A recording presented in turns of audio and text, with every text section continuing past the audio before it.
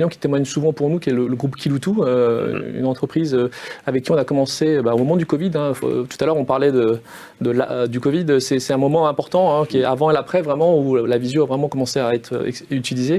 Le groupe Kiloutou, typiquement, en fait, leur métier, c'est de louer des équipements de chantier à des entreprises qui sont des entreprises du BTP.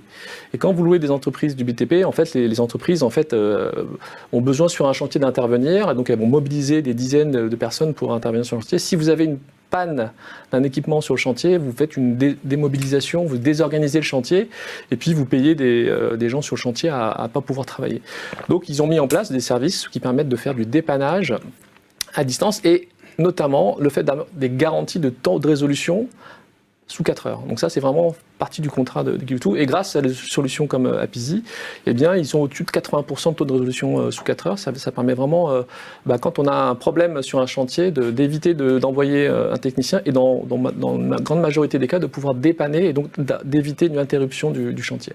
Donc ça, c'est un exemple concret. C'est vrai qu'on avait vu avec Alexandre, qui est de l'agence de Nantes. Tout à fait. Et c'est vrai que c'est quelqu'un qui était vraiment promoteur de la visio, parce qu'il disait que ça me permet de gagner du temps. Il disait, maintenant, avec ses clients qui étaient devenus fans, ils disaient ouais, allez, on se fait une petite visio, et ils arrivaient comme ça à dépanner les chantiers. Et parfois, il y a des choses qui sont toutes bêtes.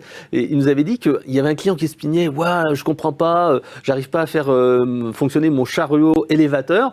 Et en fait, le technicien à distance, Alexandre, disait mais je comprends pas, pourtant ça doit marcher. Vous cliquez sur le bouton, et il s'était rendu compte en fait qu'il y avait un panneau plexiglas qui protégeait l'engin et il n'avait pas été enlevé. Et ça, il aurait dû envoyer quelqu'un sur place. Il disait ah mais c'est tellement simple, et pourtant, ou alors il avait donné un autre cas d'exemple avec un appareil, un chariot élévateur ou une machine qui était électrique, alors que la personne était habituée à quelque chose qui était thermique, et l'usage était différent, et en fait c'était intéressant.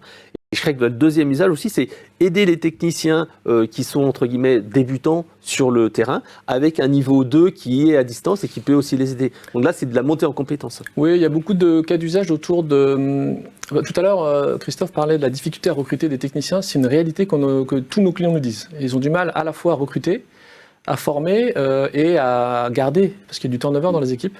Et donc, on a nos clients qui nous demandent, notamment les services qualité, de travailler sur les enregistrements vidéo, parce que ça permet de créer des bibliothèques vidéo où vous avez un débutant qui démarre dans son activité, qui va être enregistré, et ça va alimenter des bibliothèques de formation pour pouvoir aider à onboarder plus facilement les nouveaux collaborateurs. Donc, ça aide à recruter, et ça aide à conserver les collaborateurs, parce que ça valorise leur métier au niveau de la prise en charge des assistances.